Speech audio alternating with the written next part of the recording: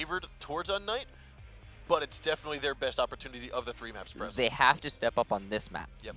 Now we are going to head into the game right now as we have unKnights starting out on attack, and the defense is going to be picked up here by Sisu. Looks like going downstairs to the garage and the cafeteria to kick off round number 1.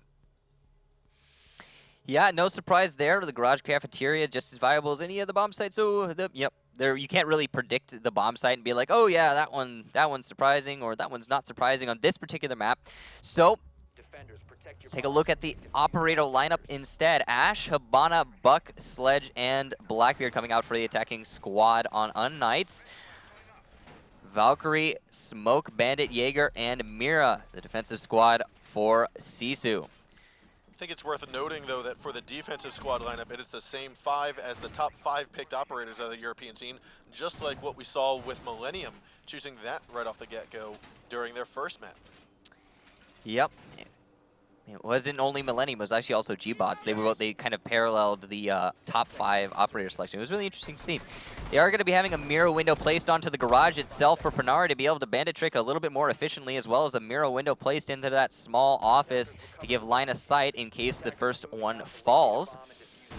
And it's going to give Sisu a lot of options when it comes to defending the garage wall itself. However, if we see unKnights choose to go somewhere other than, hey, the main garage wall, we might see that pressure diverted against the defenders, because once you're on the other end of the mirror window, it is cold and heartless in the same way it would be towards an attacker. Now it looks as though we are going to see unKnights try to either push in or at least clear out the admins, which is where Cantor Akedi is trying to skedaddle around from. Yeah, this roam coming out from Cantor Akedi is just kind of typical him as a player. He likes to get really aggressive in your face, prep himself to shift W and start to win that engagement. But he is instead, as soon as he's been spotted out by that drone, going to fall all the way back to Piano. And he might start to veer a little bit closer to them later on. However, Knights have established control over top east building. That is the admin office already. Yeah, it's because they forced that Cantor Akedi roam out. They now know that they are allowed to freely push into that particular building. Now there is a minute 45 left to go. Diffuser was actually dropped out by the north end of the building, outside by the circle stairs. Now there is currently a lot of effort, it seems, from unKnights trying to go for the top floor. Clear that out and then work their way down. Now Wilkie has cornered himself into the bathroom. Kaox is going to go for the push here. Now Hicks has spotted him out. Some shots are going to go flying in, and Voy and Spoo are both going to take out Cantor Akedi and Wilkie. So this unKnights clear coming from the top east, moving their way down to the bottom west is, I think, a read onto Sisu. I think they understand the way that Sisu chooses to handle this particular defense, and that they have that hard roam coming upstairs, including the Cantor Akedi roam, who is playing a little bit looser. And they just want to contain that as much as possible. They took a lot of time to make it happen. They used all of their players, but at the same time now, 55 seconds left to go. They have complete control and man advantage moving into the rest of this round. Nari was going to get a double C4 kill, dropping out Sledge and Hibana. Remember when I said man advantage? Man advantage is now back even here with 40 seconds left to go. The double C4 kill is going to be exactly what Sisu needed to get themselves back into round number 1. That's a bit of a Deus Ex Machina to bring them back in this. What did you just say? Deus Ex Machina? I've never heard that term before. Really? Oh. No. 25 seconds left to go. The attackers now situating themselves outside the A bomb site. They're going to try and go for that push in. They're going to have to contest Boonsy, though, and he does have gas canisters, I believe. He does, and another C4 kill from Chalet. That's 3 members down. Chaos is going to get finished off by the shotgun from Boonsy. Last man alive is going to be Voy, and that's an easy MP7 kill for Panari. And it looks like Sisu ultimately didn't start off the round the best, but they sure as heck closed it down very nicely. What a tremendous comeback there from the defensive squad on that Sisu hold. And it all started, like you said, with that Panari C4. If it hadn't been for that, it would have been, in all likelihood, much more complicated for Sisu to actually finalize that holdout. But as soon as it became a 3v3, I mean, all it really came down to was listening and holding angles. And Sisu does that exceedingly well. Now, with a 1-0 lead, they are going to be progressing onto attack and unKnights the garage defense. Taking a look at the defense operator selections, we are going to see the Mute come out of the woodworks here, along with Castle. Yeah, that's kind of an interesting wombo combo going to be coming here. I mean, you can very easily use those two to each other's advantage. However, I'm not sure if this is the particular bomb site to be doing so.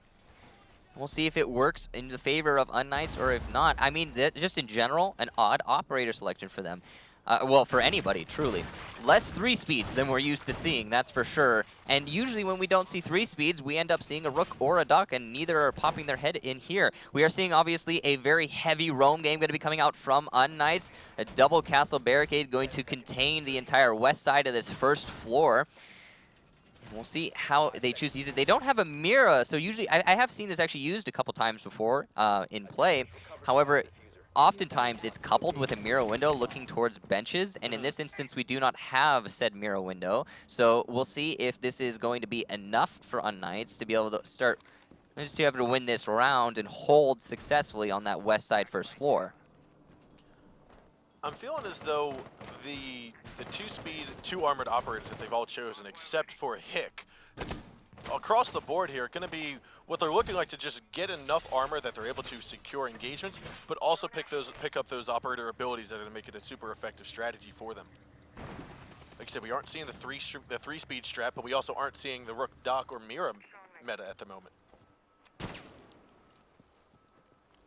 Activating drone. Now that Sisu's progressing their way into the lobby, they are not going to directly contest any of the unKnight players. It's a castle barricade separating the two of the squads, but meanwhile, the garage wall has been opened up. That that duo between Panari and Wilkie, the Thatcher Thermite combo. That means there's a lot of pressure being exerted onto the unKnights defense, and Sisu has fully encircled them at that as they start to try and pressure onto the yellow stairs with Panari there. Now, like we said, we do have Panari and Wilkie outside of garage. Cantor, Raketi, and Chatev both inside of the receptionist lobby. They haven't really done too much, like we said. They're kind of just focusing their way. Now, fortunately for them, they do have the ability to drop down and possibly go inside of the kitchen. But before he gets a chance to do so, Panari will fall by Spo. Yeah, nice peek out there from Spo onto Panari, who, by the way, now that I think of it, was the player who we did not have, I believe, on the roster earlier. So that's our missing man showing his head here. There is going to be an aggressive push coming up from the Bandit Hicks to pick off Chalet, and Jacques will finish off Cantor Okedi. A nice little crossfire between the two unKnight defenders progressing upstairs. Wilkie and Boonsey now the last two attackers left alive, and Wilkie will be picked off. Boonsey now in a 1 versus 5 situation on that Blackbeard. He is going to be inside of that garage way, inside of the, right behind the van.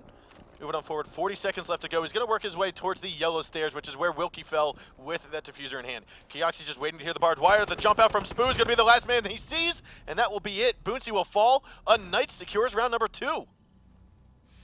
A good secure at that, too. unKnights playing very aggressively on that piano, and it seemed like Sisu just did not know how to handle that situation.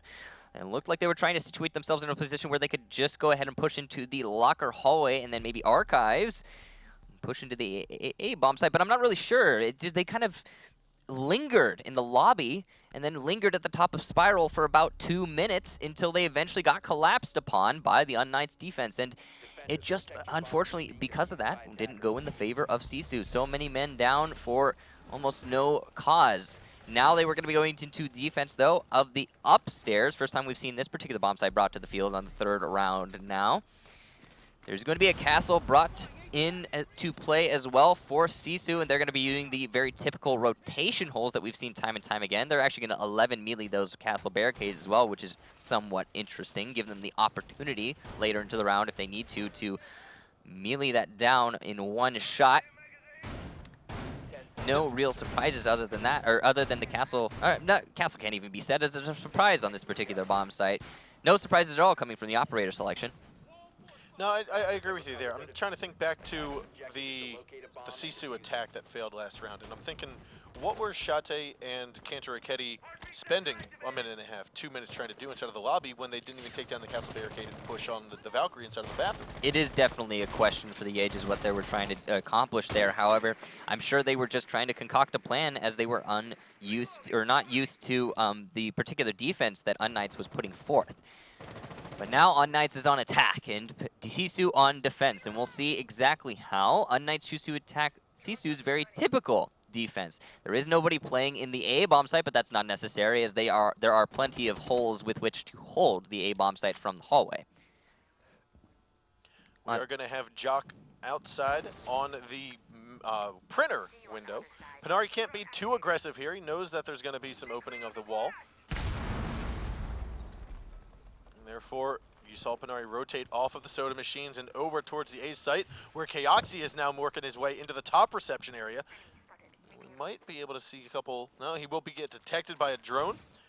Flashbang won't be going out successfully due to the ADS. However, that one will.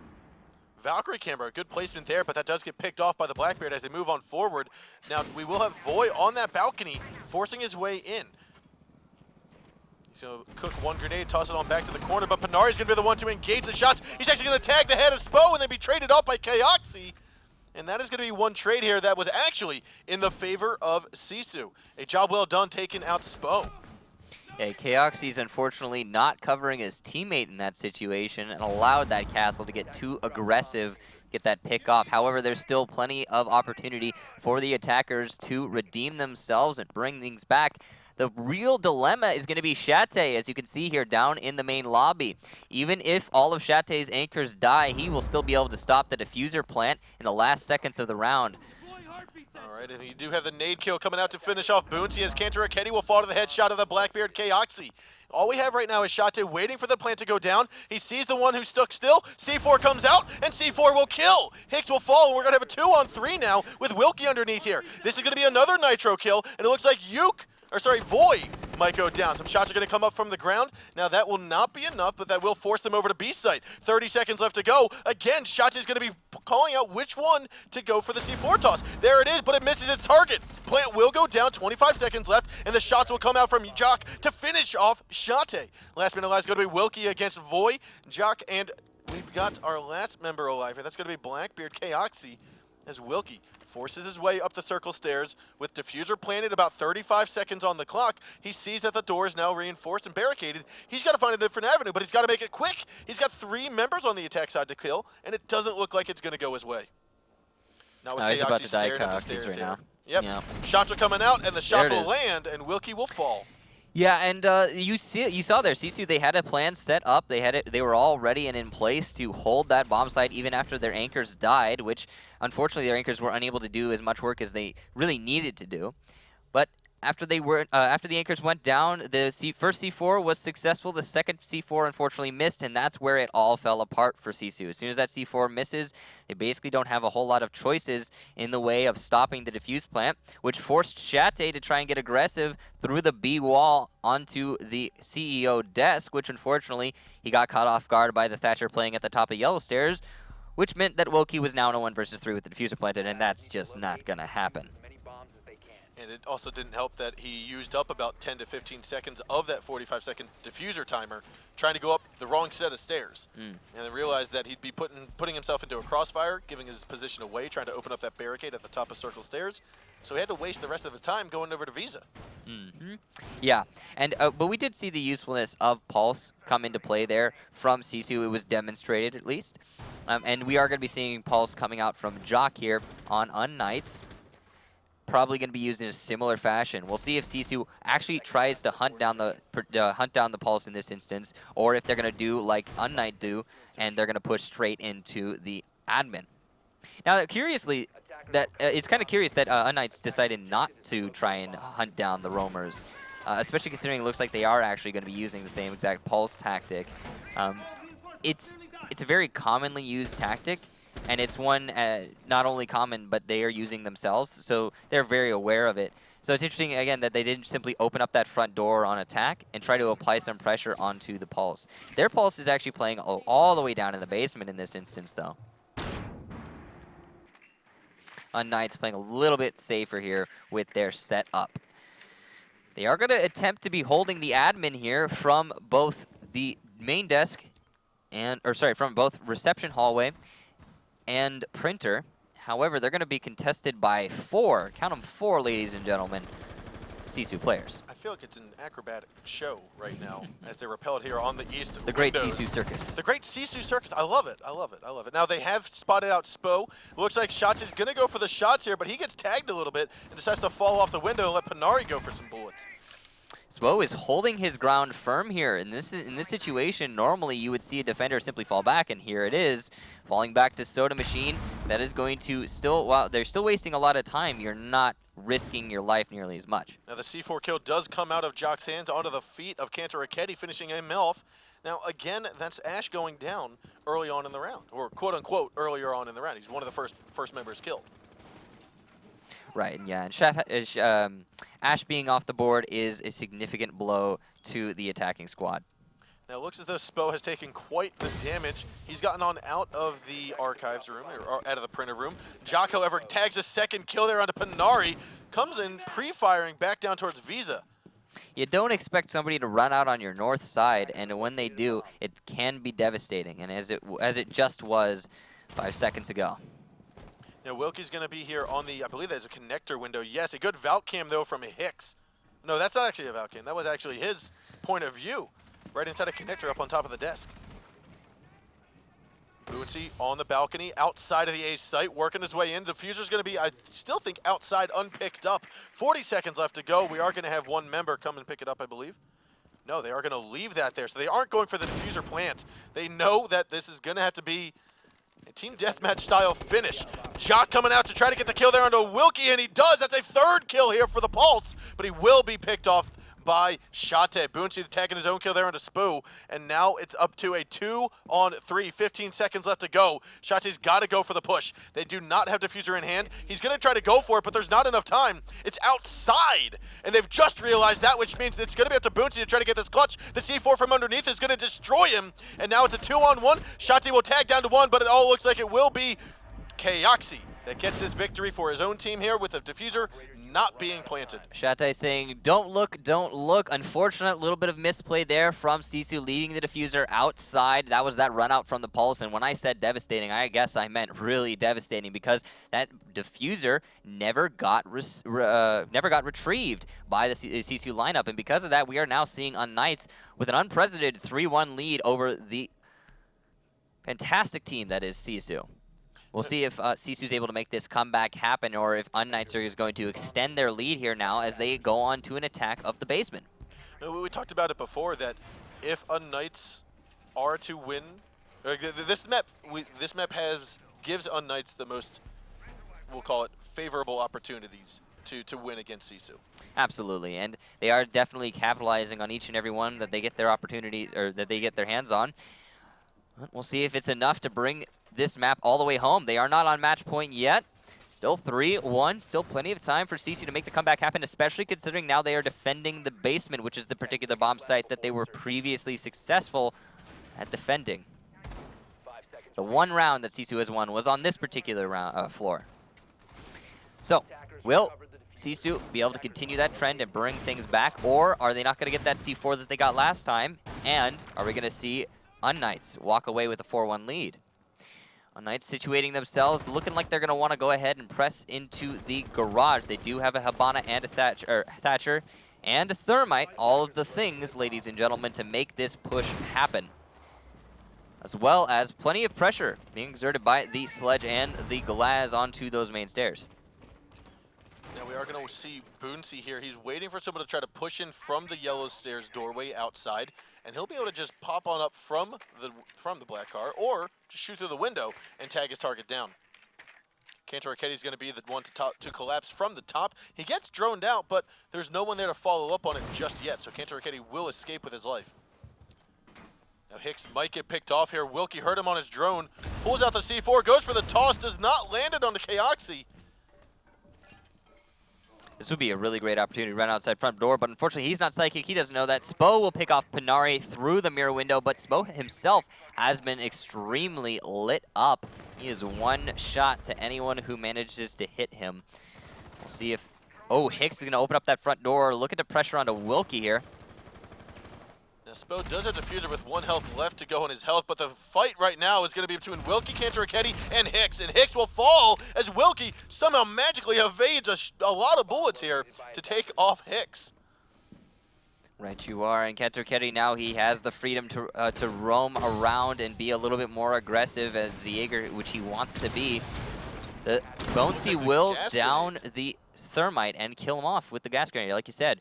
Meanwhile, though, Voy is going to be progressing his way up into the garage wall, and you could see here, all three of the remaining attackers are situated outside garage, waiting for an opportunity. Now, Kayoxi will have his feet tapped there by Chalet all the way back from the open. What an angle. The office, yeah.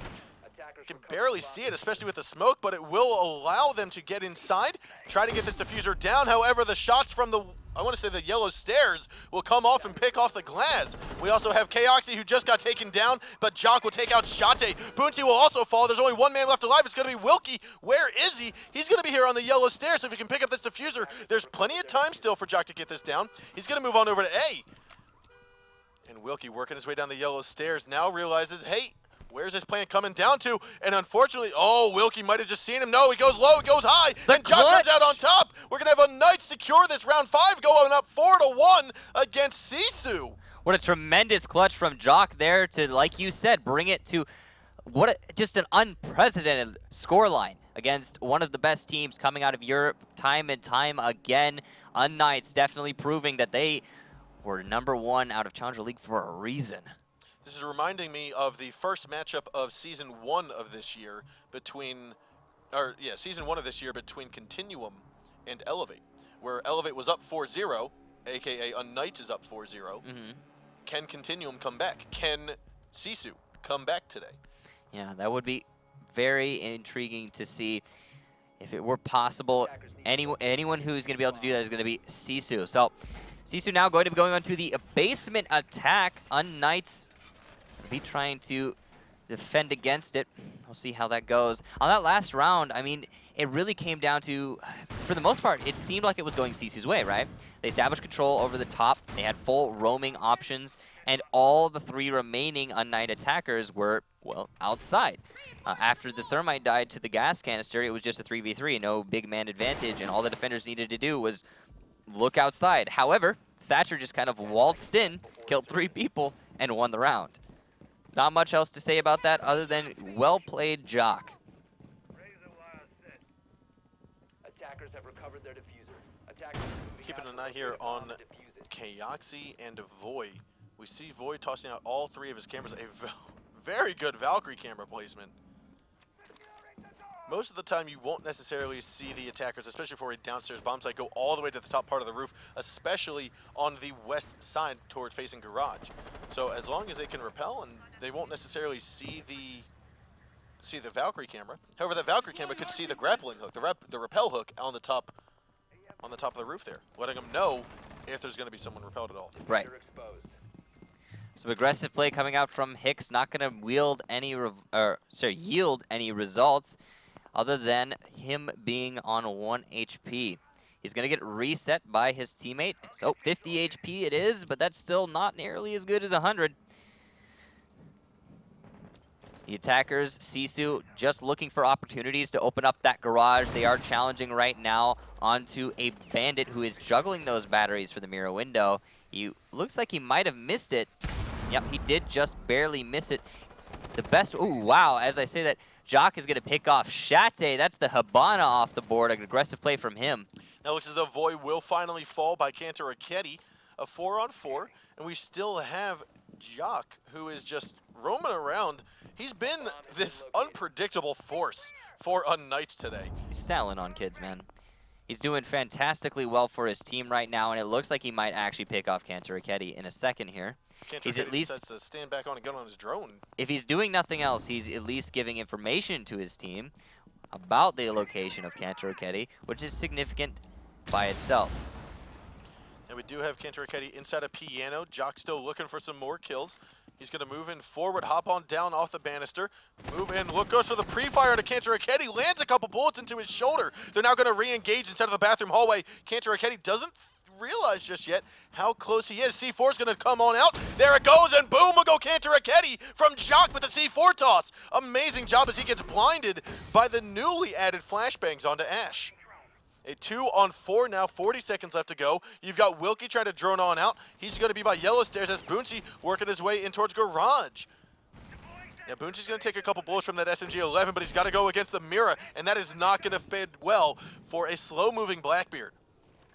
They are going to have to re-engage or possibly move on over. Wilkie will take a couple bullets to the shoulder. He's going to navigate to the left of the garage. You're going to have another jump out of the yellow stairs here momentarily by Jock. This is going to be him, again, being overly aggressive. He's just waiting to see is anyone over here, and he sees no one. So he's going to jump out here. We got 10 seconds left to go. Wilkie needs to make a push in, but the C4 kill from Spoo will finish off Wilkie, and Kayoxi finishes off Boonchi with that SMG-11 kill. We are now going to have an amazing feat by unKnights, 5-1 over Sisu. An extremely good half at that.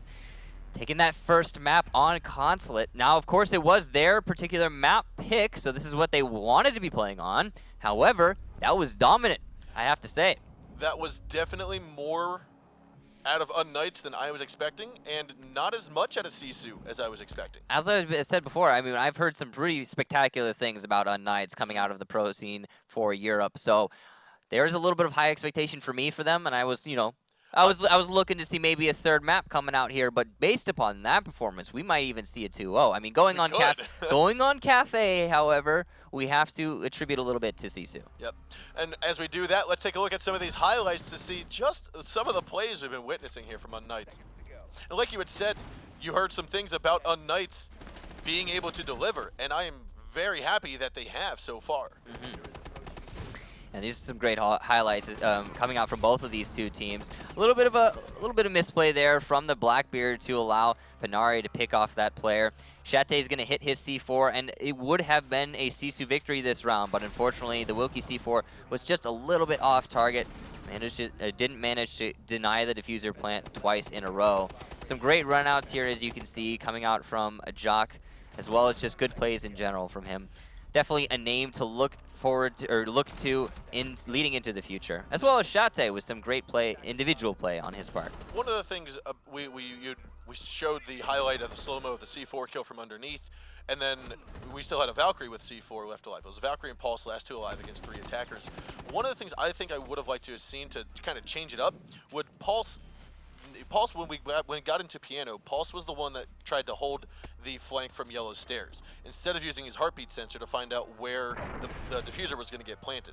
Valkyrie had to throw that C4 blind. I would have rather had seen Valkyrie hold. Well, they didn't. I don't think they flew it blind because they were detecting the players, I believe. There was a Valcam in the projector room. I'm not sure if there was one in the corner office. There may not have been. It was likely that there would have been, based upon the fact that they had 2 players playing downstairs with C4. I'm almost certain that they probably had a camera in both of the bomb sites. It's possible that maybe the one in the CEO office got shot, but anything, you know, who knows exactly? Only Sisu, and all the same, it didn't work out for them. It did not. And so that means we are going on to map number 2 on Kafe. We're going to start off here with Sisu kicking it off on offense. Defense going to be in the hands of unKnights. And will they make the same kind of showing that we just saw here on Consulate? It's likely. It's possible. It might happen.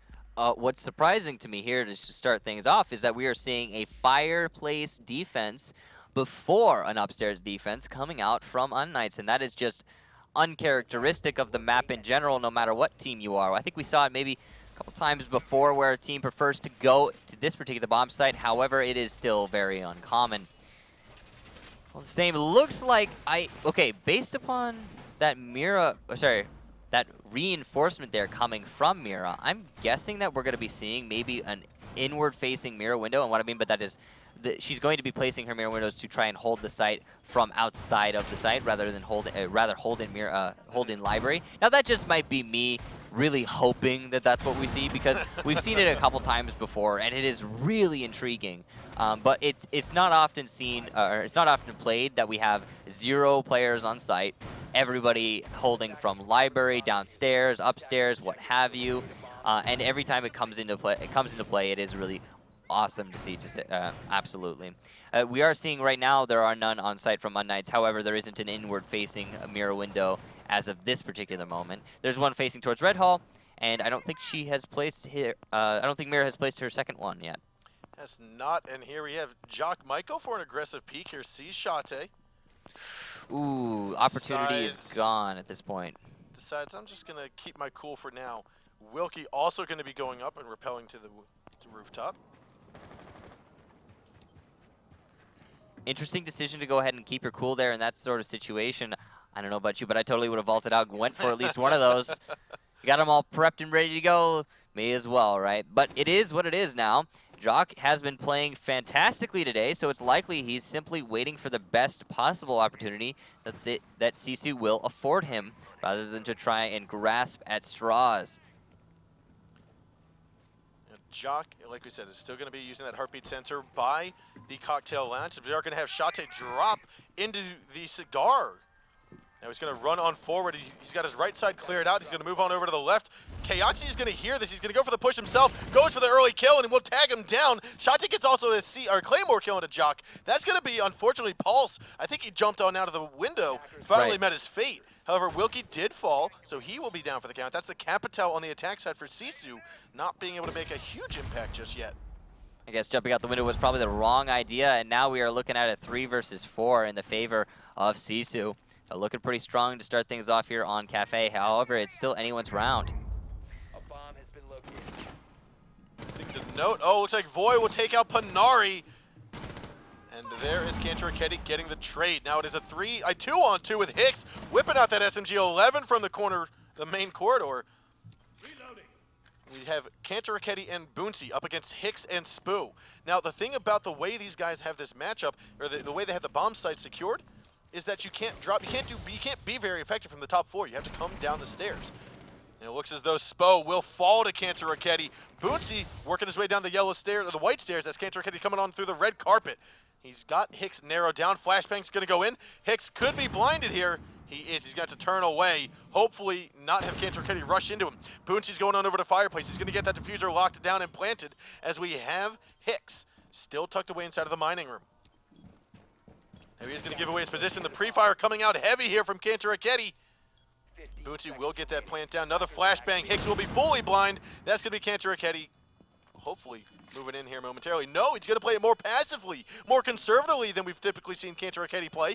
And Hicks now just trying to dance, do a little boogie as he comes on out of the mining room. Looking for an opportunity.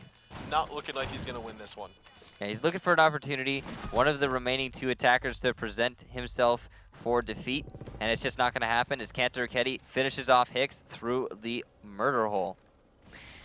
A good attack there coming out from Sisu, very typical, just take from the top, move your way down, start to progress your way into the bomb site, and they did just that. They got that fuse plant, and it was round over, c'est la vie. And now, we are moving on to round number 2. Sisu going to opt to do the very much more common and predictable defense spot in that bar cocktail lounge. unKnights going to have to attack into it. They have brought a Hibana. I'm curious to see, are they bringing a Thermite as well? They do have a Thermite as well. Hibana, Thatcher, Thermite, the trio have arrived, and they are going to be what is going to allow unKnights to open up not only the red, but also, if they choose to, Freezer. And there is nothing stopping that. There are no bandits. There are no mutes. Really? There is, on the defensive squad, only impact grenades. Yeah, look at that. Somewhat of a surprise coming out from Sisu there with the lack of disruption. Might play against them. However, when you're talking about opening up that freezer wall, you do tend to need to be able to progress past the Mira before you actually pressure the Mira. However, again, in the case that there is no battery or mute charge to stop the Habanas from opening the mirrors up, I don't think that's really going to play into this round. 11 melees coming out onto this particular castle barricade to give Chalet the options moving forward, in case he needs to maneuver or try to deny a cigar door push. This Blackbeard coming into play is going to be a lot of pressure that will come onto whatever window he chooses to rappel onto. Now, looking over here at unKnights, again, one of the typical things that we see here from an attacking squad is going to be push into red stairs, push into cigar, try to take over that top floor bar area, or at least work your way in to get the plant down. It doesn't look like we're going to see anything special coming out of unKnights for that particular meta. We're just going to see this happen. Now it looks as though Spo will be able to get this wall opened up into the piano room with the help there of Sledge.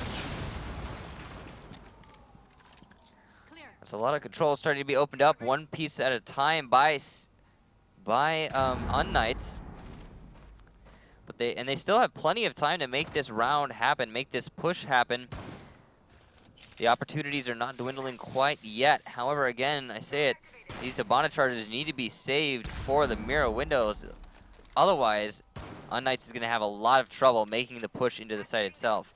And they will actually get the mirror window open in momentarily, and Chalet will be forced to fall all the way back into deep freezer. I don't even know if that's a vaultable hold, though, so that could just be beside the point, really. I mean, as long as you have it open, right, you have a line of sight into the front freezer, then you nullify it, and that's all that's really important. Chalet is going to be blinded out there by the flashbang coming out of the hands of Kaoxy, but it looks like Panari gets finished off by Jock there. Another AR-33 kill here from the wonderful. Let's see here. So we have Chalet with C4 kill there on the Jock.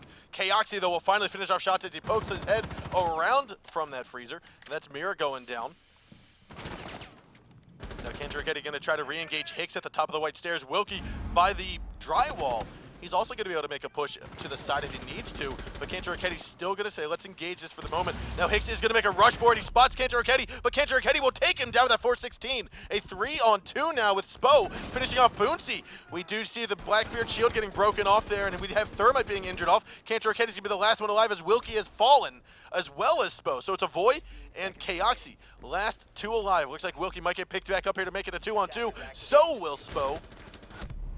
No, he won't. It's going to be Spo still injured, as well as Kaoxy getting finished off, but the diffuser has been down. Voy tags one. He's turning on over. He doesn't see the castle to his left side. Wilkie's going to peek on up, but he gets his head taken off, and Voy comes on strong to win the round here for unKnights.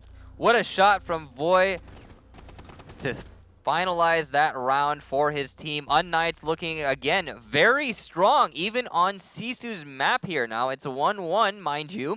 So Sisu have a round on the board. However, it does look like unKnights are very capable of bringing out rounds on this particular map, regardless of how well versed Sisu is here.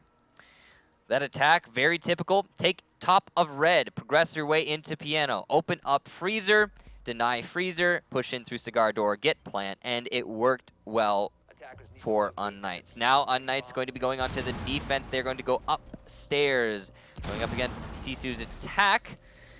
They have brought a Capita to the board. An interesting operator selection on this particular bomb site. And, you know, it's going to be really intriguing to see where and how they choose to use those firebolts. Because the thing about Capita is 9 times out of 10 when he gets brought to the field, it's for a very specific reason.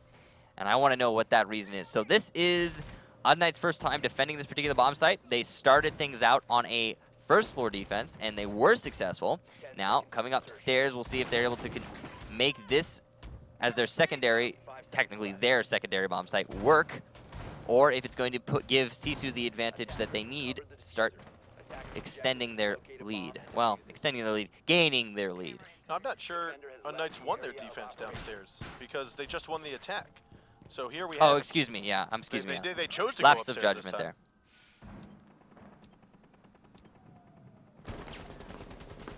there. Kanjiraketti going to start to establish lines of sight through this drone hole. That's going to cut off a lot of rotation, and it will pick off Jock early on into this round. That's a really nice angle that you see used quite a lot. Surprised Jock wasn't ready for that. But, you know, it is one of those things that kind of catches you off guard. Well, see, that's the thing. He wasn't Pulse this time. He was playing the ump with Castle. He wasn't able to see it.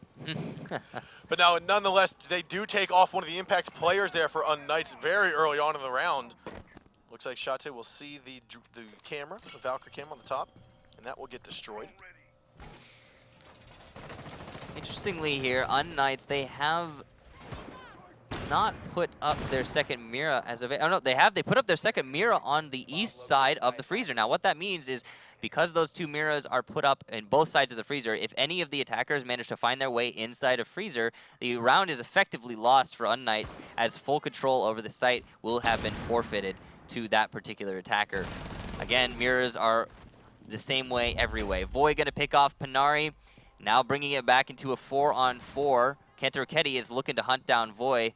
finish off the job that his teammate started, as Voy is on 1 HP right now. Now, if Kantaraketi is not quiet here, he will walk directly into a crossfire between Voy and Kaoxi. And Kaoxi is going to be there, but the flick from Kantaraketi, he's going to get the double kill there on Kaoxi and Voy.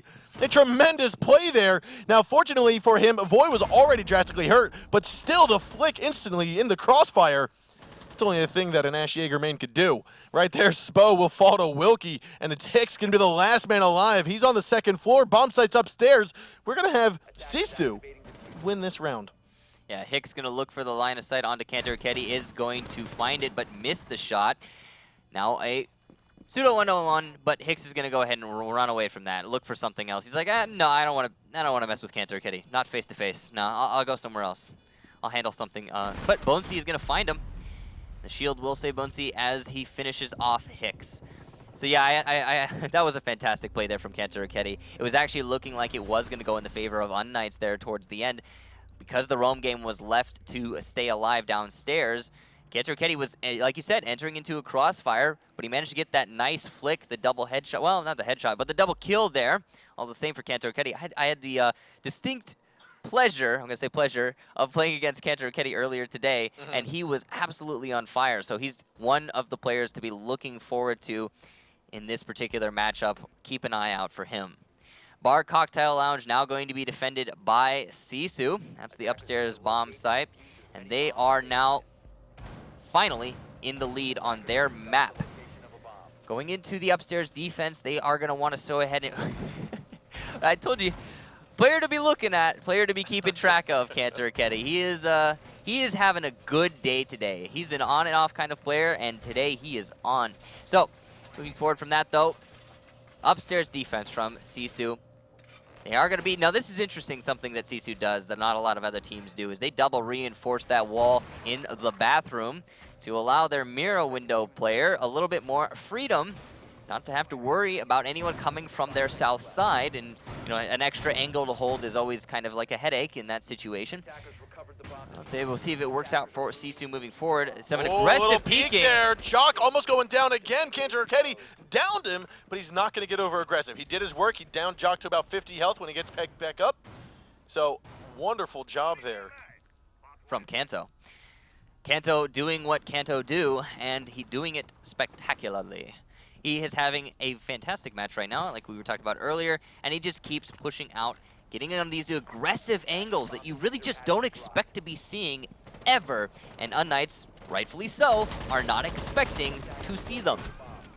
Now a shotgun comes out from Boonsy, will take Void down to half health. So, while there are no players dead on the unKnights roster right this particular second, they are two very, very lit up. Oh, Kanto gets flicked on! From Hicks! Look at that, Kantaraketi had the line of sight. He knew it was up there, was going for it, but he just did not get the kill. So Hicks saying, hey, Kanto, if you can do it, I can do it too. And that was a fantastic shot from Hicks to eliminate the baller of the Sisu lineup right this particular second. Spo, meanwhile, is going to pick off Bouncy with that nade. Now Chalet is going to be coughing a little bit after inhaling that toxic gas, but he's going to move back behind the site. Out of sight, out of mind at the moment. Spo is also going to pick off Panari. Ooh! And meanwhile, Chalet is going to trade things back onto Kaoxi. A 2 versus 4 right now, and Sisu is trying to bring things back. However, after they lost Kantaraketi, a lot of the bite just disappeared. The anchors started to fall one by one, and unKnights seem to have grasped their bearings here and know what they're getting themselves into. Two players repelling on this east window right now, trying to pressure onto the last remaining defender as Wilkie gets picked off in the library. Chalet's got a lot of work cut out for him here. Now here comes a nade, and that will go bye-bye. Jock says, you may have downed me, but you should have finished me. And he comes back getting the round-ending kill here for unKnights, tying it back up 2-2. It's unfortunate that Kantaraketi did not finish off Jock, as it might have been a different round entirely. I think he got two kills with those nades, one earlier than the last one to finish it off. But all the same, it is what it is, and now 2-2, like you said. Sisu going to be looking to bring things back into their favor here as they go onto a bar cocktail lounge attack. unKnights, meanwhile, looking to, well, I mean, it's just a back and forth match. Let's be honest about that. It's a back and forth match. unKnights is showing some fantastic play. unKnights very specifically, and Chalet, trying to back him up, is showing some fantastic play on their preferred map here. We'll see what it is that is going to be shining through in this particular match. I mean, here's the thing. unKnights is really dominating right now, and everyone else on his team is seeming to struggle just a little bit. I mean, we're only 4 rounds in, so there's only so many kills to go around. However, at the same time, if the thing about one particular player stepping up is once that player's dead, then it becomes a little bit more difficult for the team who is relying on these frags coming out from unKnights to win the rounds. I was just about to mention that with unKnights coming out with a very even Right. set of kills, a 4-3, 3-3, and 1, I believe.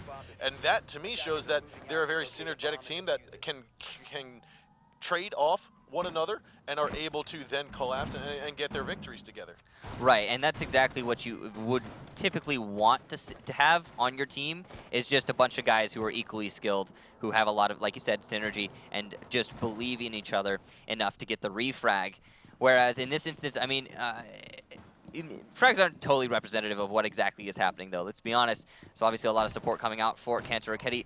Allow him to make that happen. However, all that aside, now we are moving into round number 5, and Sisu on this attack are just trying to look to establish some amount of control over the road game. Voy is getting a little bit quicker. He's going to be here right on the corridor on the This is side. dangerous. He's exposed. Who's going to be the first one to peek? Panari's either going to have to rotate up, or he's going to expose himself here by Voy. And it looks like Panari comes out on top after Voy being droned out. Instead of running away and regathering himself, is going to try to challenge that and unfortunately not come out on top. Voy going for that risky positioning. Maybe not the best play in the book right this particular second. You're not in the lead. You're 2-2 right now. But all the same, it could have paid off dividends. It will be now the case that Sisu is in a 5 versus 3. Make that a 5 versus 2 as Hicks peeks out aggressively onto unKnights. And that's the opposite, the exact opposite of what we saw on Hicks versus unKnights last time. Roles reversal. Yep, so now we have Spo and Kayoxi, last 2 alive. Spo looked like he took a little bit of damage top floor. However, he does have control, or did have control until he backed on out. Going up against 4 members, Spo's going to take down 1. That's Panari. Kayoxi's going to try to trade 1 as well. A 3-on-2 now. Still lots of time left to go. Bootsy, he's actually been hurt drastically, however, as we have Kayoxi jumping out the window. We will find Shotzi's Claymore finishing him off. If Spo had traded back that jump out, if he had followed up his teammate, he would have gotten an easy double kill and brought it into a 1 versus 1, but he didn't know that. He's not a psychic. And now it will be a very tricky 1 versus 3 retake situation with the diffuser planted, and there is a Chalet playing on the skylight. It would be one of the greatest clutches in Pro League history if Spo were able to bring this back. Now he's going to try to quick peek this. He spots the Blackbeard, but doesn't get it. And Bootsy comes out on top. Sisu winning round 5. Well played to Sisu indeed to win that round 5. Now, unKnights going to be brought back onto the defense. And, you know, what we've been seeing throughout this entire map, let's just analyze for a second, all of these rounds, really, is some very aggressive peeking out from the defensive teams, both of them. And in the rounds where the defensive teams do not peek aggressively, more often than not, you see they tend to lose. And also, if the aggressive peaks are unsuccessful, or if they don't yield any results, or if just straight up the guy who's peeking dies, it's the same story. So it seems like a lot of it's hinging on, for the defensive teams, on getting those early picks on the board. And if they don't happen, it can be detrimental. Now, Sisu, the team who are on the defense, going to have to go for, again, those aggressive plays, start to try and bring things into their team's favor early on. Otherwise, it could be tricky to win this defense round. They are in the lead right now. We are seeing unKnights bringing a very predictable lineup to the board here. Full breachability, Thatcher for the combo, Blackbeard for the winning of the engagements, and the Sledge for the nades, as well as opening up that floor. Surprised we're not seeing any fuse coming out from either of these teams so far on the train room attacks, but hey, it is what it is. He only finds use in certain team strategies. Also, both of these teams have been playing very much less aggressively, not super aggressive on the bomb site. They're pretty much playing a harder roamer game. Not entirely, though. We have seen all 5 players on the defensive team on this particular bomb site played off-site. Yep. And that's not what, I don't think that's what we're seeing come through right now. We did see, it's Chalet and Boonsey who will be playing on the site itself. I think the only other team that I remember playing a full 5-man off-site, I want to say was playing Ducks. I think it was playing Ducks, yeah. Typically, we'll see a 3 off-site or a 2 or a 4 off-site, but not many do we see successful 5 off-sites. Well, playing Ducks did do 5 off-site, but it was not successful. I think they did lose that that Cafe match that they were playing, that 5 off-site strategy. Gotcha, and nor was unKnights this time. So Yeah.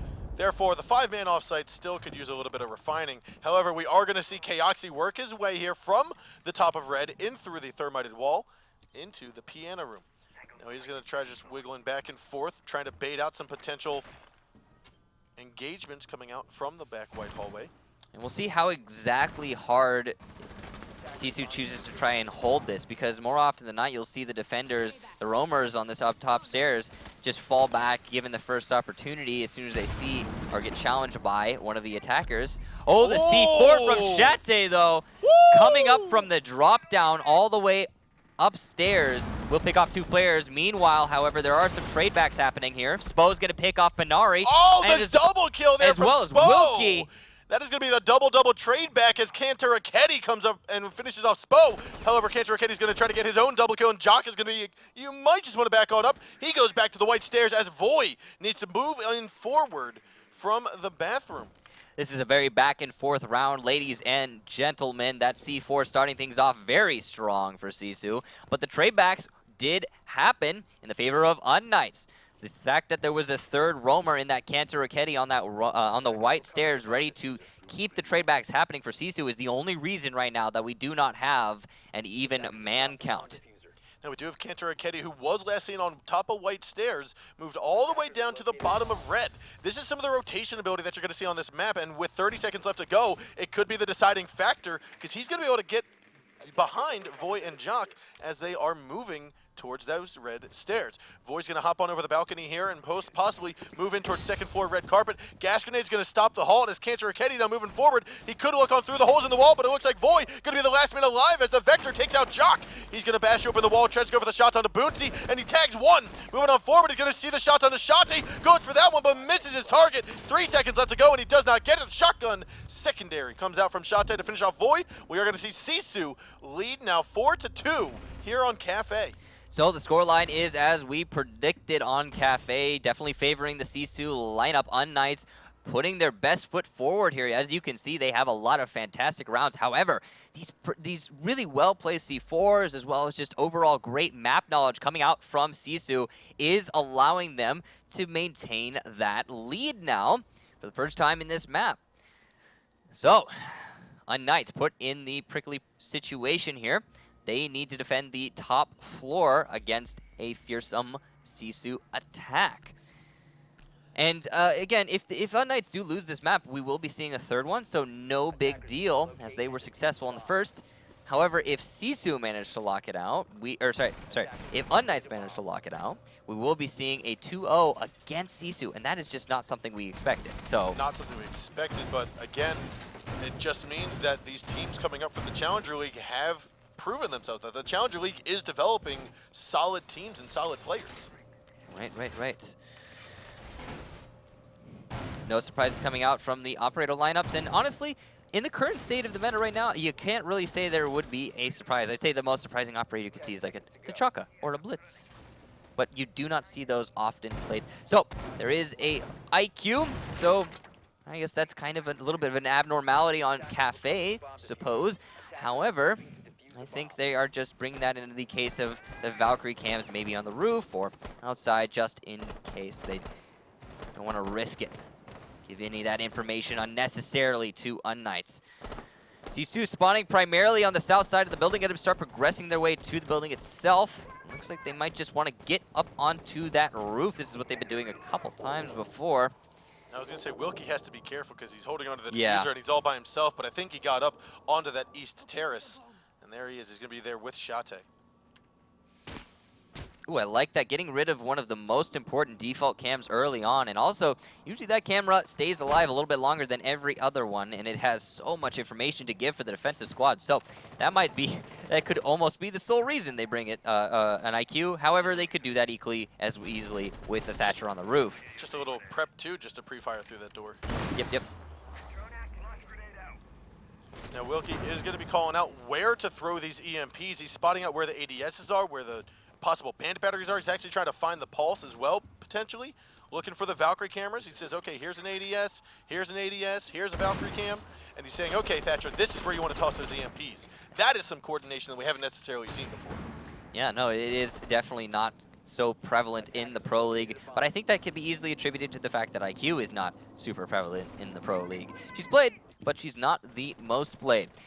All the same, 1 minute, 27 seconds, that's less than half of the round left to go here, and Sisu has not really established the beachhead that they need to establish in order to make this push happen. They haven't even, in fact, pushed into the red stairway yet. They've only situated themselves above the drop-down. Hicks is looking for the opportunity. Will be. Oh, wow! He gets the tag there, down onto Kanto Raketti. He is injured and then finished off by Panari, but what a kill! Every time I think Hicks is going to kill Kanto, Kanto kills Hicks. And every time I think the opposite is going to happen, the opposite happens. I mean, it's just vice versa. It's opposite day with these two players. Now, Kanto Raketti, I'm sorry, Kayoxi has snuck himself inside of this humidor, and he will get the shots onto Panari, or he's at least going to try. He grabs one, but misses his second one, and Wilkie will come out on top for the trade. A 3-on-3, 35 seconds left to go. You're going to have Boonty top side, but he will take down Spo on the trade on Wilkie. Now, diffuser in the hands of Shate. Boonty has dropped. Shate's going to go for the plant here, but the C4 kill could come out from Jock.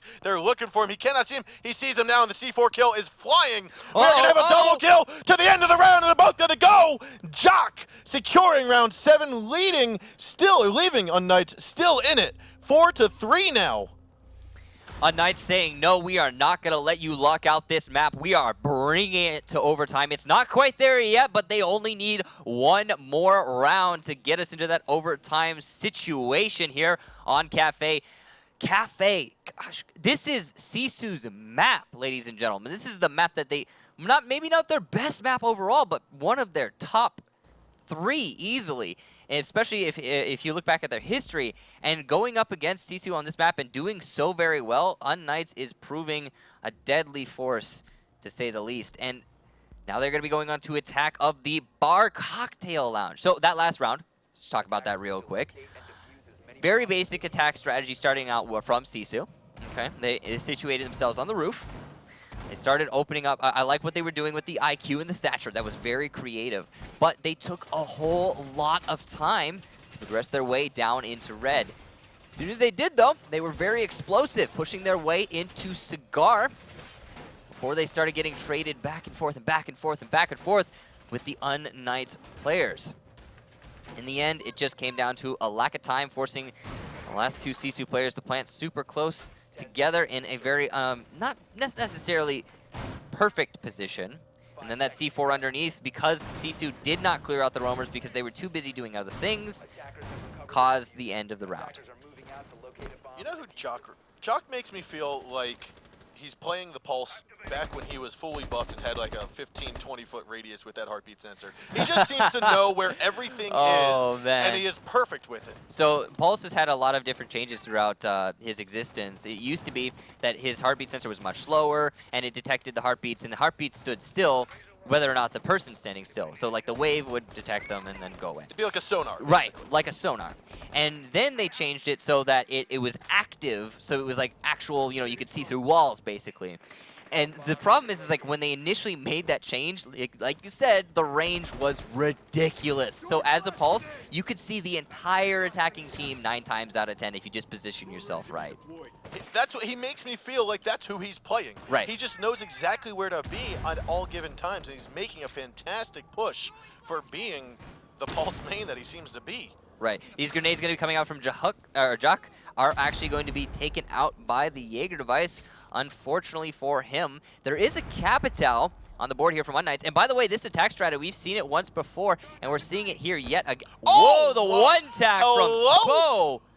Hello? Straight on to Bunsi. That was probably a spectator I'm error gonna there. say that was a spectator error. Yeah, we it's saw that gotta bullet be. go through the Yeah, that's the got to be a cement. spectator error. What a shot there from Spo, though. What a fantastic, yeah, that was a fantastic shot. He must have seen the static head, been like, all right, this is it. Oh, and the trade back, though, from Panari. Meanwhile, Hicks has picked off Kanto Raketti. That's Kanto Raketti off the board. That's really good for unKnights. They are in a man advantage situation here, but more importantly, the top frag for Sisu isn't playing. Now we do have a stalemate here between Panari and Hicks. They're both waiting. They both know each other's here. Flashbangs might come out, but no, Panari and Hicks are going to go back and forth. Wallbangs are going to happen. It looks like Kanto Raketti. Well, I'm sorry, that's not Kanto Raketti. That's Panari will go down for the count by Hicks. And the other two also finished off. unKnights managed to take this back into overtime.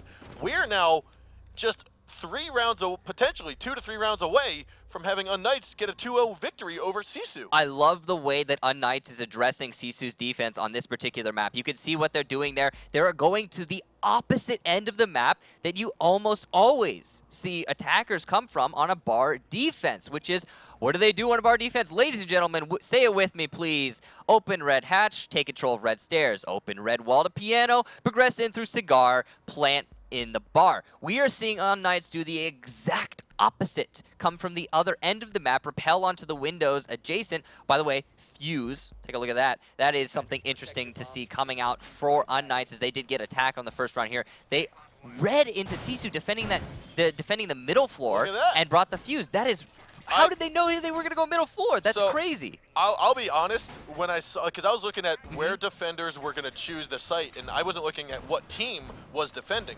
I saw we were going fireplace and mining room. I was thinking, oh, well, unKnights is on defense. Right. But no, it's Sisu. This is almost certainly Sisu attempting to mix up the operator selection coming out from unKnights, but unKnights read into that? They read into an intentional trip up. That is very good game sense there from unKnights. Well played to them. But anyway, I digress. I was talking about their attack strategy on the top floor. Repelling those east windows, apply so much pressure, establish so many lines of sight that there are not enough places for Sisu to rotate and move around, and they just pick off the Sisu players one by one, as well as establishing control over library room downstairs. That means the roam game for Sisu is effectively nullified, and we've seen that used many times before. The Ash will come into library for multiple different teams and nullify the roam game by herself.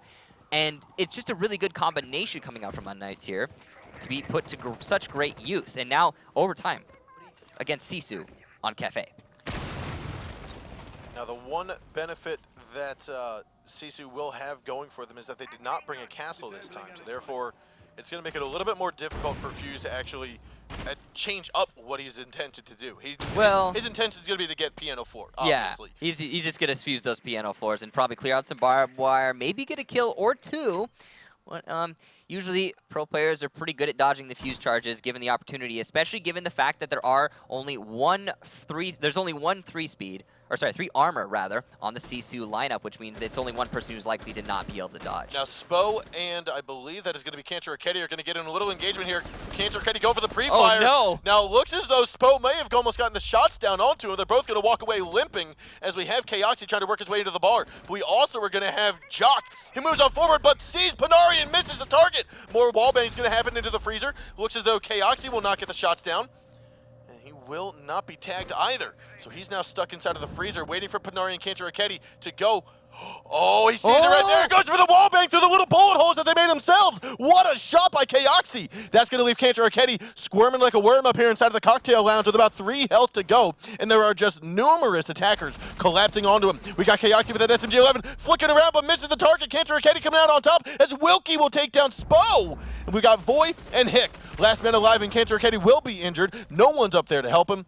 However, we'd still have 3 more attackers, or 3 more defenders left alive below in 50 seconds. They don't know that they have injured Kanto Raketti.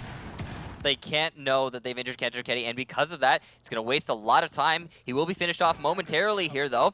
And as soon as that happens, now the remaining 2 attackers are going to look towards their options to try and pick apart the remaining 3 defenders from Sisu on the site. They do have the fuse cluster charges, which is going to give them a lot of opportunities here. Now, that is the second cluster charge about to go down. Fuse has 1 left, and what I would expect that to do is go inside of the mining room right by Shate because they know that he's fighting him. That's going to be the call out. Boonchi will take down Hicks, and we have Void now falling, but Boonchi will take him out as well. We are going to have Sisu securing round number 1 of overtime. It's still anyone's game, but only 1 round away for Sisu to take it home.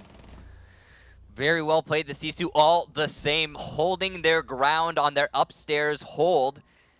That sounds funny. Holding their ground on their upstairs hold. But that's what they did. They didn't default back into the site, which is what we see happen every single time almost from different teams. And usually when a defensive team is holding upstairs on Kafe as a defending squad, when they're defending the middle floor, they die and then put their team at a severe disadvantage. In this instance, Sisu made it work. And honestly, it's surprising. It's also impressive. And because of that, we are now seeing Sisu overtime match point. unKnights, on the other hand, thrust onto defense, now going to have to go ahead and win this round in order to bring it back. Now, the thing is, if unKnights win this particular round, if they win this defense, they're going to have to attack Sisu's upstairs defense, which is probably going to be a little bit of a challenge similar to what we were seeing on the train defense. I mean, it's going to be tricky. It's going to be tricky, even if they manage to bring it back here. Now, if we take a look back at the scoreboard again, we saw all of Orange Team, all of unKnights, again, within 1 kill of each other, except for Spo that just kind of went away with 2. But this is what we were talking about before, with being able to collect on trades and make sure that you're in positions to help your team out the best that you can. And that's what unKnights has shown they can do time and time again. Yeah, they do really push as a unit, very cohesive at that. They had a little bit of a lapse on that exact regard on the previous round that they just lost. However, I'm sure they'll recover just fine moving forward. Some very aggressive play coming out from Jock here is going to just barely not spot out Wilkie, rappelling up onto that east balcony. He's just very patiently looking for opportunities here for maybe a possible run out C4, anything he can tell his team. The Pulse is very good at giving out that information. Now Panari's gotten up on top of the roof, opens up the drop hatch. Shot is also going to be over there with him. However, we do have Boonty and Wilkie on the east windows, or at least on the east terrace. Possibly going to rappel up to the windows here. And this does look like a little bit of an adaptation on Sisu's part here, applying so much pressure to the east windows that we were seeing just this happen, but it was unKnights previously who was making it be so. So Boonty playing on the east windows with that Blackbeard is going to be applying that same amount of pressure, which is going to deny a lot of rotation, a lot of momentum for the defensive team. See, as you can see Spo right now he's forced to play in the white hallway rather than in A because of that Blackbeard. Now, due to the stone wall that you see Boonty just on the right side, he's not able to actually get a shot down into Freezer. Oh, he's going to crouch around. Boonty's looking right at him. Unfortunately, Spo must have not heard Boonty rotating around and moving. Yeah, some good patience there from Boonty and some good fulfilling of his role to bring it now into a two-man advantage. 3-man advantage and a 5-on-2 now with Panari and Kantaraketi both getting Voy and Jock down. You've got it's almost said Chapstick there. You've got Hicks and Kaoxy, last 2 alive. That's Jaeger and Smoke. However, Jaeger has taken quite a bit of damage. You've got Panari coming up the back stairs. Hicks inside of the piano room. He's going to run into Panari here momentarily as he goes for the peek. That's going to be a call out, and the SMG-11 just will not do the damage it needs to, but the gas grenades might. Diffuser has been planted. Kaoxy coming up the stairs of red. However, the nade gets tossed from Panari, and down will go Hicks. Last man alive is going to be Kaoxy. He's made his way into the bar. He's looking for the shot onto Wilkie, but the upside-down rappel will be more than enough to take him out. We will have Sisu winning map number 2. We're now about to head over to Chalet. If ever there was a series to see 3 maps on, this was the series, and it was a hard-fought one, as very well displayed by the game there, for Sisu at that, as unKnights definitely showing up to that match. Each and every one of them have been on their game the entire evening. You can see that 6-8, 6-6, 6. Like, you almost can't get much more spread out and even than that. Yeah, no, it is very well played to unKnights to have that team coordination, team synergy, and all that fun stuff. I also especially like the way that they were choosing to handle Kafe. We have some of the highlights for the map, but just their attack strategy on the upstairs alone was somewhat, it's not new, let's not say that, but it was definitely different than what we're used to seeing. It's been a long time since we had people pressure the east side. Most teams, again, they opt to just simply go in through that cigar. I think having a Blackbeard on these east windows is going to be a little bit more of a meta going into the future. Now there's that C4 toss, just missed the side of Blackbeard, but ultimately, this going to the 10th round, and Sisu not necessarily able to sweep this, I think, as, we'll call it as directly as some were expecting. I think is leading unKnights to have a lot of momentum and a lot of confidence in their gameplay today. Yeah, I think going into the next match, they are going to have a good chance of winning it. I mean, it's anyone's map. Who knows exactly what team is going to come out on top? Both of them have been playing on the same exact level, on the same exact frequency for the entire night. That shot, just a tremendous kill there. One taps are so satisfying. Don't you agree? I totally agree. Now, this is also a fabulous kill, and something that some people don't take advantage of. When you see bullet holes such as that, you can easily just try to get a line of sight that allows put a light background on that. Once you see the light background, you wait for that to get dark, get shaded, and that's when you know there's a target there. Absolutely. It is a fantastic method to getting kills when you know someone's on the other side of a wall, or if you're just unsure. All the same, both of these two teams are getting ready to jump into our next map, which I believe is Chalet, if I'm correct. Chalet is our third and final map between this best-of-3 series. Now, earlier on today, we did witness our first European series of tonight, which was between Gbots and Millennium. Millennium came out on top 2-0 for that, but we are here for the final map on Chalet between Sisu and unKnights. So let's take a look at their operators as they are inside of the game, ready to go right now. Now, this being the third and final game, we had unKnights win the first one. Sisu struggle to win the second one. But they did, they narrowly. They narrowly won it. In the overtime, they were dominant, at least. Yes. Now, here it is, final game on Chalet, and we're basically going to be seeing Sisu on attack and downstairs in the Wine Center Snowmobile from unKnights. Yeah, and Chalet is a great map to be bringing to our be playing on our third map. I think it's definitely a really well balanced one. It also plays very heavily into that roam game, and I think honestly, if I just based upon the roam game alone, if I have to give the edge the slightest of edges, just barely advantage here, I would give it to Sisu. And the reason for that is because, have you seen Kantaraketi on his roam game today? Have you seen him? Because... All right, I see your Kantaraketi and I raise you a Jock. I mean, Jacques has been doing fantastic, but he's not the guy who's been killing Kantaraketi, now is he? That's Hick. Hick's the guy who's been killing Kantaraketi.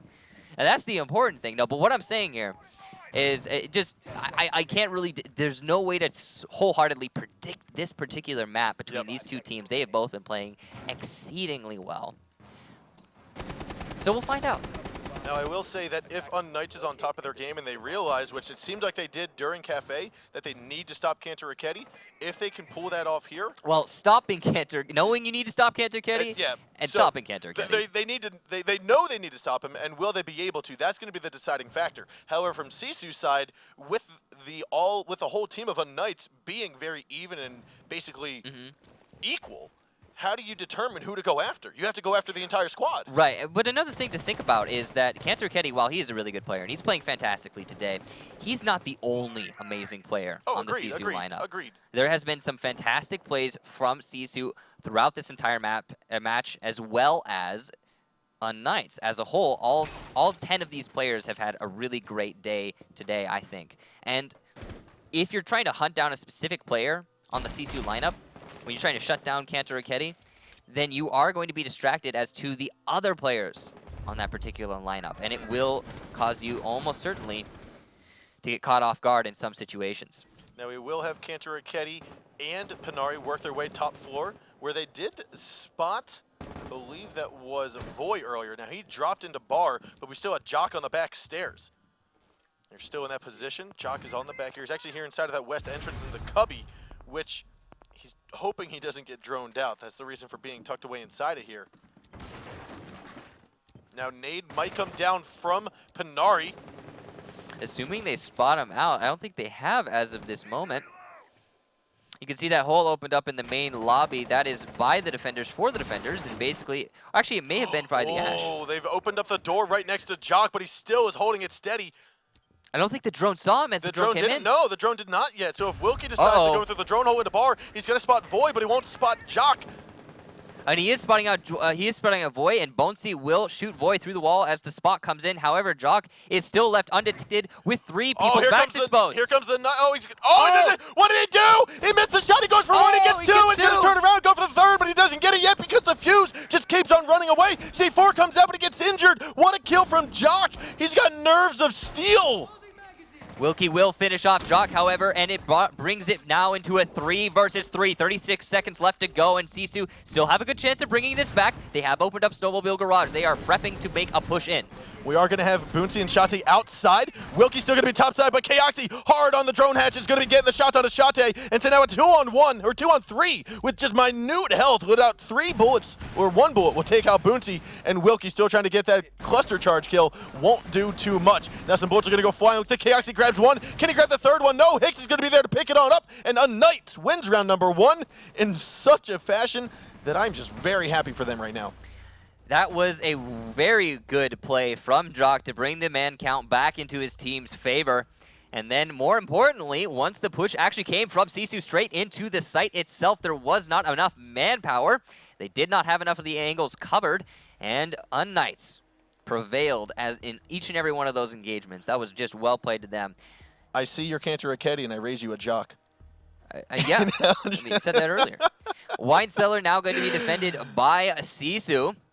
They're going to be the same exact bomb site that unKnights decided to bring themselves to earlier. Now, this is really interesting. Both these teams preferring the basement as opposed to Trophy Room, which is the more typical first bomb site to be defended.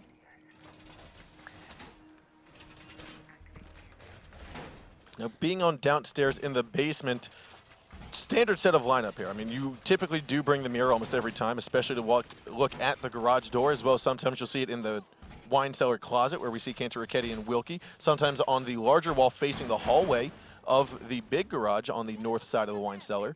Either way, you typically see a mirror window there. We actually see it right there right now. Shot is placing it down. Yep, and it doesn't look like they're going to double reinforce the closet wall, which means they might open it up, which means they might play a smoke in that closet, which means they are going to try and get aggressive control over the little hall next to the closet hole. However, I could be wrong. They could just late reinforce it. Either which way about it, both strategies are absolutely viable. It really depends on who it is you decide to put in that position, if they have a shotgun or not, and how confident you're feeling. Now, unKnights, with the 1-round lead, will be attacking onto this snowmobile garage. And it looks like they're going to go in for a snowmobile bar take, which is the same thing that Sisu did last round. Sisu, however, on their attack, looked to though push from the master bedroom first. Yeah, they cleared out all the roamers first. They did, and however, it doesn't look like there's any roamers for Sisu topside, so that means their drones are going to be fairly good. Cantor Raketti's going to be on top of the refrigerator looking out kitchen window. He won't spot anybody. Yeah, they've already passed, unfortunately, Cantor Raketti. Spo is at the front door, and that's the person Cantor Raketti is likely looking for right now, but he is not going to find him. This collapse onto the roamers is not going to happen. Hicks is looking the wrong way right now. They are both looking the wrong way. They're going to need to look on over. Looks like Wilkie gets spotted up by the drone. Cantor Raketti has the little pixel peek to take out Hicks. However, Wilkie will get the drop shot there into Spo, and that's going to be a 3-5 switcheroo. Now we have Sisu up in a 2-man advantage. Sisu's got to be feeling good about this particular round going into the rest of it. I mean, obviously they're getting a little bit more loose with their plays, getting a little bit aggressive. They are actually going to consolidate back into the site. Meanwhile, unKnights, they don't have a whole lot of... Oh, wow, that is some really risky business there. Kaoxy's just barely not getting picked off by Shate. Unfortunate that Shate did not finish off that kill. There's still an opportunity for unKnights to bring this back as all of Sisu have defaulted back into the site. And there are 4 breachers on the attacking squad right now in that sledge, in that buck. They have a lot of opportunities here. Now Shate is going to try and challenge the buck at the top of the stairs. C4 comes out. Shate is now looking for Kaoxy and grabs him down. Shate, however, will... No, Shate picked off Kaoxy, but Kaoxy did get the Wilkie kill. And we do have Void working his way down the stairs to pick off that Mira. A 2-on-3. What earlier looked like a 5-on-3 could go in the hands of unKnights if they work together and play their cards well. Again, they still have those 2 fellows with the great potential to open up the floor. That's the sledge and the buck, which means that they are going to be able to open up everything they could possibly want before they actually go into a frontal assault. However, Void will get taken out from Panari on that same angle that he opened himself, attempting to cook a grenade. Does end up getting him killed. Now the last man alive is going to be Jock. He's going to take a couple bullets, goes for the shots on Kantaraketi, but it looks like the final headshot will be right back at him from the same angle he was fighting himself, and that is Sisu securing this round. Well played to Sisu on that particular defense. Both these teams having great success on the defending of the basement. Goes to show that it makes a lot of sense why they would want to defend basements instead of trophy. However, now it's almost certain we will see unKnights bring us to that trophy room hold. Are you going to show us something different, unKnights? Kitchen trophy room. There it is. No surprises there, as it is typically the first preferred bomb site to be defended on this particular map. However, in this instance, I suppose both these teams just like the basement. Yep. Which is cool. Attackers need to locate It's and nifty. defuse It's bomb. different. Now we do see Wilkie bringing out the fuse yet again. There is also a mirror being brought into play, which is a little bit interesting on this particular bomb site. There is not a whole lot to be done with the mirror. You can put a double mirror, for example, on West Lobby, which might be exactly what they're about to do. Which will, yes, of course, give you a good amount of control over West Lobby. However, it also exposes even more than some... Okay, think about exposing the back of B bomb site, whomever is playing it, is that it's already so incredibly exposed. As you can see here, unKnights here, they are investing very heavily in the top floor. A lot of reinforcements, even a mirror window, likely some castles as well. Looks like they're going to try and hold Kitchen Trophy from above. They know that Wilk is going to play the fuse. They know that the push from Sisu is going to be up top, and guess what? They're setting up for it just like they had set up for the mining and train room bomb site on the first overtime the round. shot from Buncy onto Ooh. Hicks in the kitchen. What a wonderful one tap to start things off here for Sisu. That's the smoke gone. If nothing else, you want the smoke dead. The smoke is probably the most useful in the late game of the defending operators. And maybe Echo is a little bit more, but he doesn't see nearly as much play as he can be directly countered. You know, his drone could be shot. Also can gas canisters, but you have 3. So now, Sisu, looking to clear out the roamers as per usual on Chalet. That's what they do. That's how they handle this situation. They clear out the roamers one step at a time. And they've already begun the round with 1 anchor, so a lot of the pressure is off of them right now. They can take as much time as they really please on this push. Oh, Spo getting tagged down. That L85 has very little recoil. It's easy to control, and Panari makes it look so much easier. So Spo will fall. That's 2 members down here for unKnights. Yeah, unfortunately, this upstairs hold strategy clearly coming through is not working for unKnights to start things off here. However, they could bring it back, Woo! and Void starts the killing with Kantaraketi, but Wilkie with a trade back onto Chaoxes. Now the C4 kill comes on out. Panari will fall. We're going to have Void try to push on back out here. Shotzi is going to be at the top of the fireplace stairs. It's a 3-on-2, and Void tries to go aggressively for a 3rd time, and Shate is ready for it. Void will fall. Last man alive is Jock. Now he's going to be inside of that dining room hallway. He's got an entry point into the kitchen should he need to. He's got cover from the castle barricade. This still could be his. They have control. Wilkie will spot him out, though. He's about to get traded. Even if he gets 1 kill, he's almost certain to get traded back in this situation. Sisu is very good with their teamwork and coordination. It's unlikely they're going to peek him 1 by 1. And Shate is going to finish it off just like that. Jack going down for the count. Not even going to be able to get traded back, unfortunately.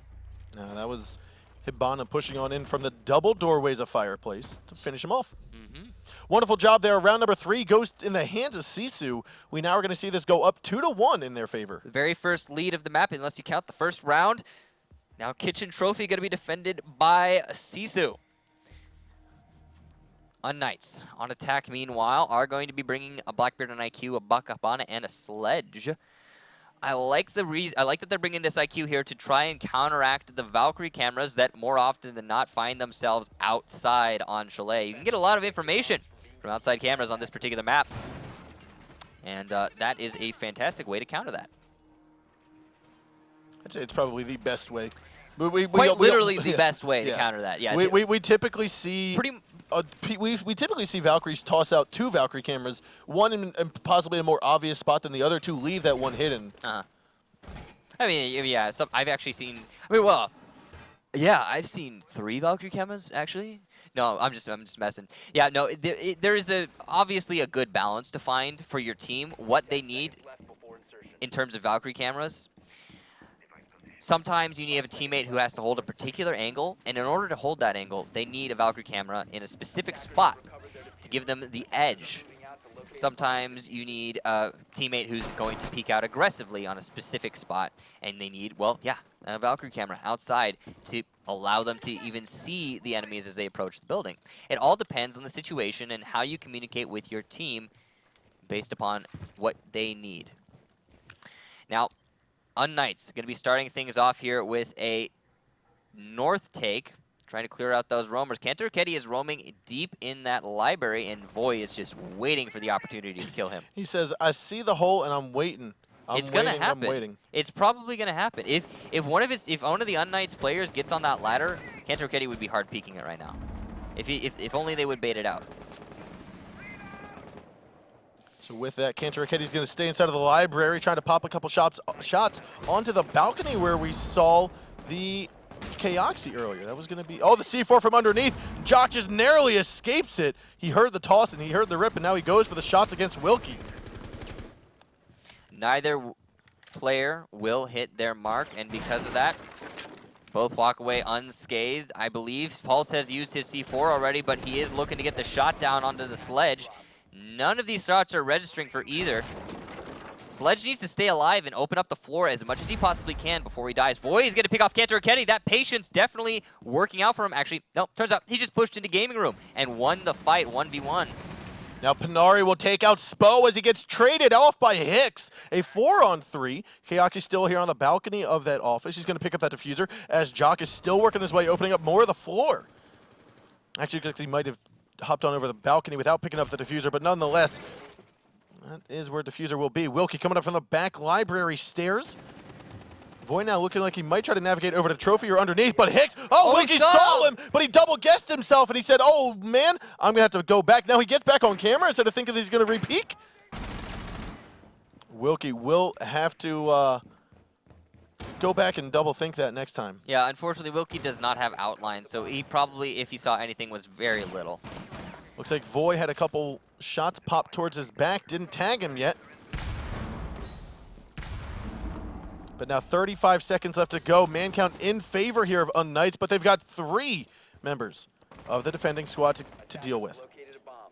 Kaoxi's out here by the backyard, out by the trophy windows. Boonchi's in a very peculiar spot, and it looks like Kaoxi doesn't see him. And that's going to force Boonchi to tuck himself into the corner. Flashbang's going to go in, gas grenade's going to counter, and Shate comes out large with a double kill onto Hicks and Jock. You've got Voy who will fall. Shate with a triple kill. Last man alive was just called outside of the piano or off of the trophy window. 7 seconds left to go. Kaoxi is now underneath. He's going to try to pick up this diffuser. Deagle in hand. He's got 3 members to kill, and unfortunately, it will not work. Kaoxi. And we will have the round go directly to Sisu's hands. Amazing job there by Shate with a 3K. Yeah, it was going in the favor of unKnights, ladies and gentlemen, but Shate was like, no, sir. And he managed to bring it back. And Sisu now stretch their lead, 3-1. Well, now they're going to be going on to an attack onto what I must assume is going to be Bar Game. But, okay, yeah, no, totally was not going to assume that, actually, unKnights. Sorry, I was not going to assume that. Got to mix that up. You got to go to a different bomb site. I'm just messing. They are going to be going to the Bar Gaming Room, which is a very interesting site to be defended. We'll see if that's the mix-up that unKnights needs to bring themselves back into this map and keep themselves away from match point. So it does seem like it is a theme. Every single division that we've seen has had at least one team try to take on a new bomb site. We saw it on Monday with some more Chalet. We saw it on Saturday. We saw it on Tuesday. Each and every region seems to be attempting some new bomb sites, and something I like seeing. Now, we haven't seen a successful bar and gaming room hold yet this season. Yeah, we have. This season we have? Yeah. Oh, we had. That was the double one, yes. You're right. It was, they won it twice. You're right. I was thinking back to the... they were really good at it, too. You're right. I'm thinking back to one of the other bomb sites. On another map. Okay. Well, Bar Gaming Room is the bomb site that is going to be defended right this second, and they are going to have to contest with a Blackbeard, among other things. Blackbeard's going to be super useful on this particular attack.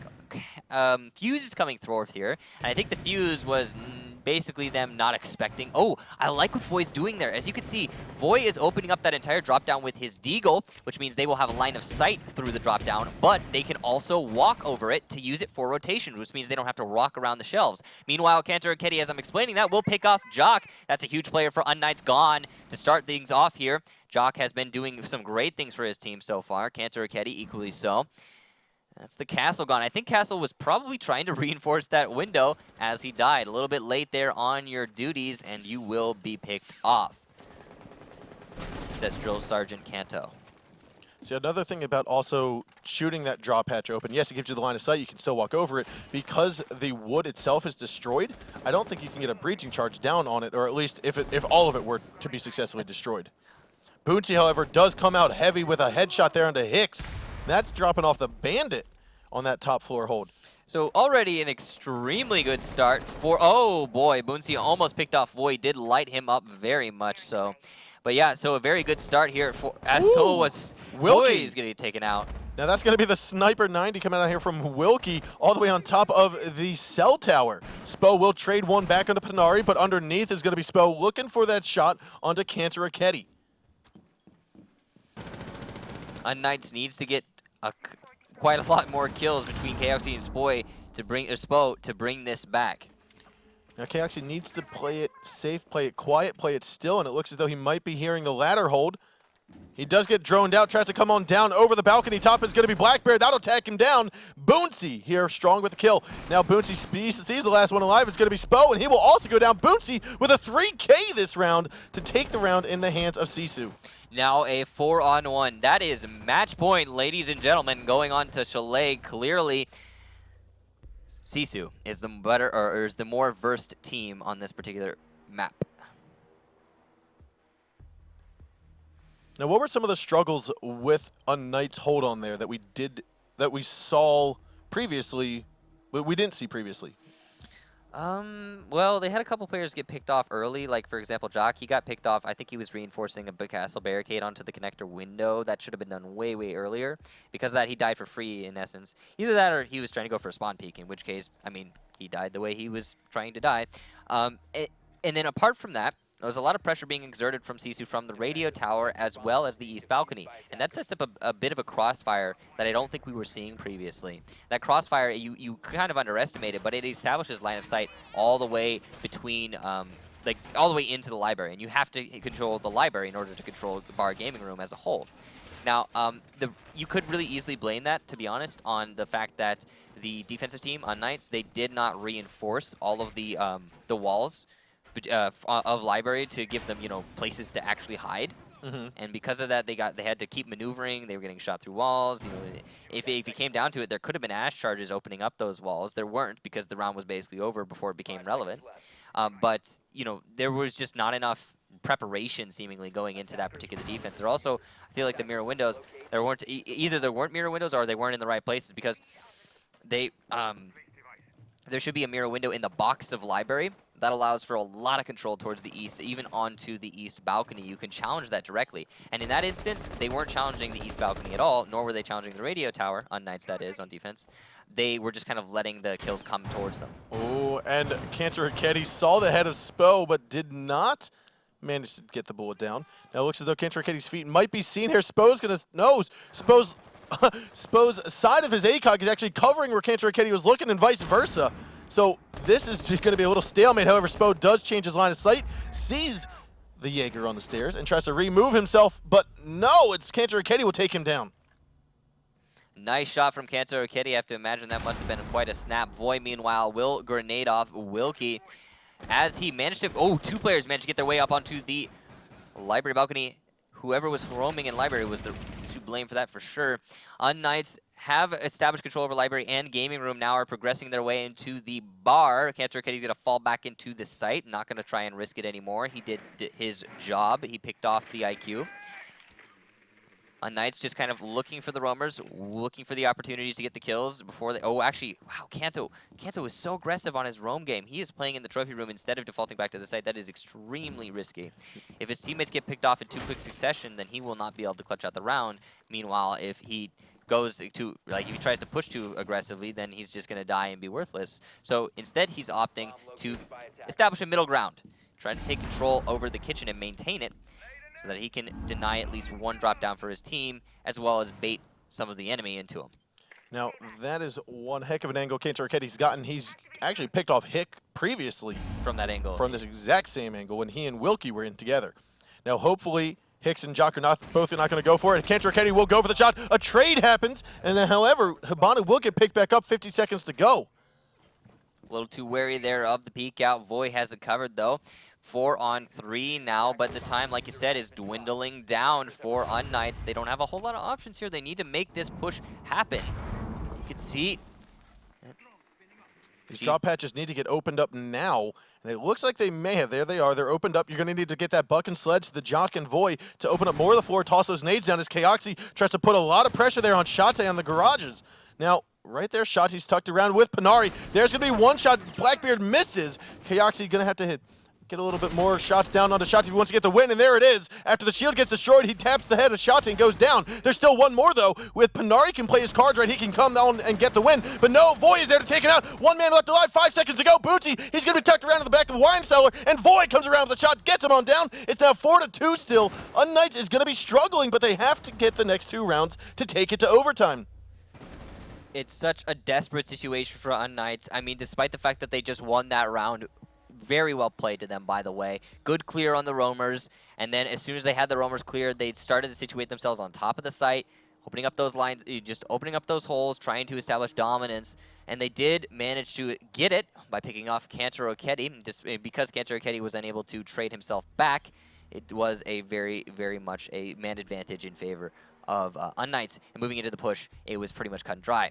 Now, despite that, though, going into this next round, unKnights on defense of the basement, they are going to be in a very difficult position here. I mean, it's match point. Lots of pressure on your shoulders here. This is the final map of the best-of-3 series. You've won one, they've won one. They've both been close, and now this is all that matters. This is all that counts. It's all decided here. So when you're in match point situation, you are going to get a little bit demoralized. So unKnights got to step it up here. So bring their aim game and do their best to bring it back. Now we will have unKnights playing what looks like a 3-2 split to start off the round. You're going to have Voy and Jock upstairs along with Spoo, I believe, who was in the bar, unless he was rotating back downstairs. So both of these teams, the way they've been handling their attacks on this particular bomb site is pushing in through the gaming room, library, and straight on into bar. Now, as you can see here, unKnights are reading into this, and they are heavily invested as of this current moment into library. Library gives you control over both bar and gaming room. So this player, Voy, will have to be taken care of before Sisu can make the push happen into the site itself. Now Wilkie is going to go back upstairs onto that cell tower, try to go for the shots there, onto Voy, who's trying to throw at C4 to prevent Panari.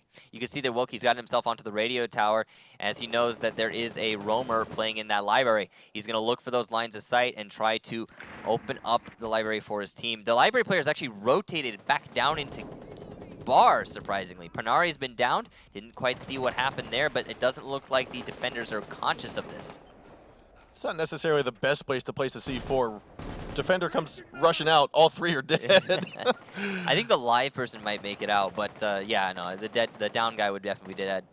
The pulse has been picked off. That was in offices. Looks like he was trying to pick onto the east balcony.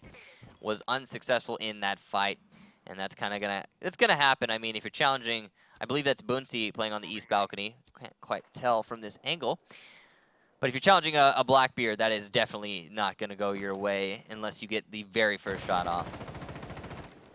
Now Kainter Raketi's just going to finish clearing out the library as he makes his way inside. Looks on through the drop hatch into bar, won't spot anybody. Everyone from the defending squad of unKnights have retreated back onto site. Kaoxi, Spo, Voy, and Hicks. I'm sorry, as I say that, Voy is still on the main floor. Hicks is on these back stairs by kitchen, waiting for the first sign of Kainter Raketi or anyone from Sisu working their way towards the stairs.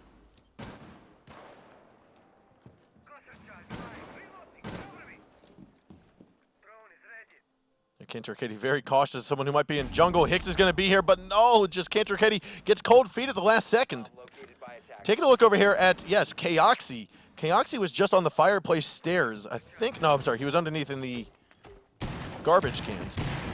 Cluster charges are going to go out, and unfortunately, I think all of them got stuck inside of the ceiling, so that won't be too detrimental there for unKnights. Shot's going to rush on in, but it looks like Kaoxi gets the upper hand. That's also Diffuser dropped 15 seconds ago. Gas Grenade's going to push to stop the push from the back. Boonsy zooming on forward from Garage. He's got to go in with a deagle. Flashbang's going to fly out. Boonsy goes for the kill, but the Gas Grenade will actually injure it, it looks like, and that's Hicks grabbing a double kill as Wilkie takes on Kaoxi in a 2-on-2. 3 seconds left to go. Wilkie needs to stay alive, and he doesn't, and it looks like Kaoxi comes out on top along with Hicks, and unKnights will take round number 7, 4-3 now, after what was previously a 4-1. Bringing it one round closer to overtime, ladies and gentlemen. unKnights does not want to give up just yet. They do want to bring the Titan, that is Sisu, down to their knees. And they are putting up quite an effort in doing just that. 4-3, like you said, and just wow, to be honest, about this match. I don't think anyone could have predicted that unKnights was going to be putting up. I mean, I had high hopes for unKnights going into this match. I had heard some fantastic things about them, but I still thought Sisu was going to be having such a leg up that it was going to be probably 2-0 for Sisu. But no, sir. No, sir. unKnights is a force to be reckoned with, and that has been determined today. I mean, this is similar to what we were seeing with Excellence versus CTM. Remember that match? Everyone was like, oh, CTM, CTM. Going into that, and then Excellence got the 2-0. That's what I'm seeing here from these two teams, is both very excellent, one underestimated, one known very well as being a skilled team, and they both perform admirably. Regardless of who wins this match, it was fantastic. Now, moving on to the kitchen defense. Sisu is going to be holding against an attack from unKnights. They are going to be bringing a Blackbeard and an IQ. That's kind of particular that they bring the IQ again. That's going to be to counteract those likely east outside Valkyrie cameras, if we see any of them.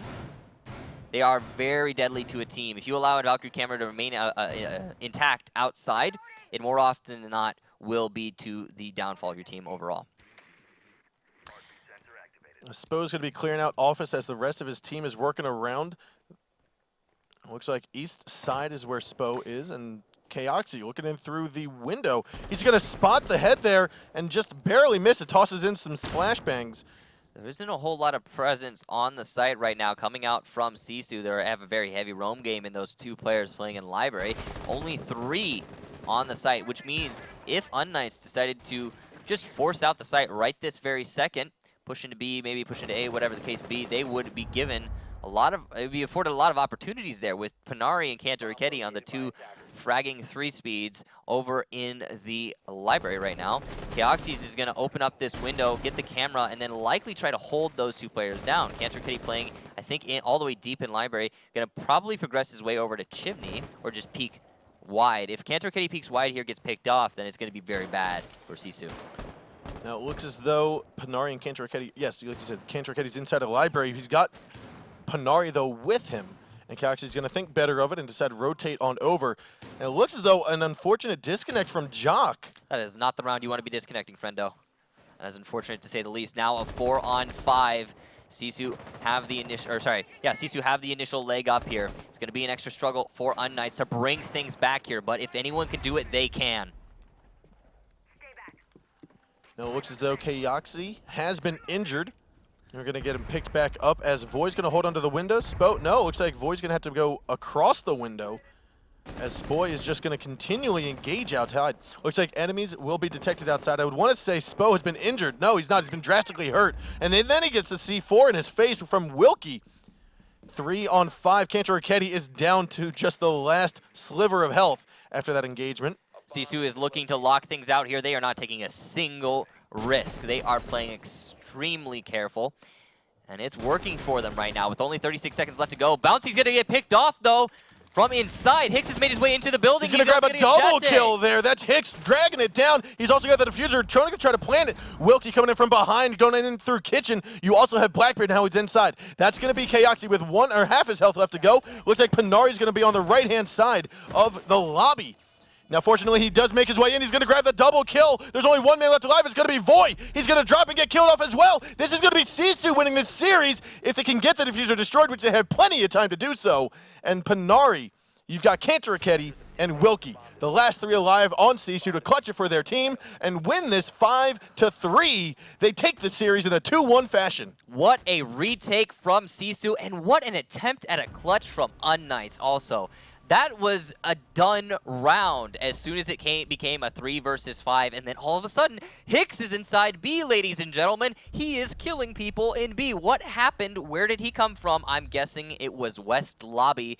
We talked about it earlier. There was such a heavy roaming presence coming out from Sisu that it's likely West Lobby was left unguarded, and he probably just kind of waltzed on in. It's magic.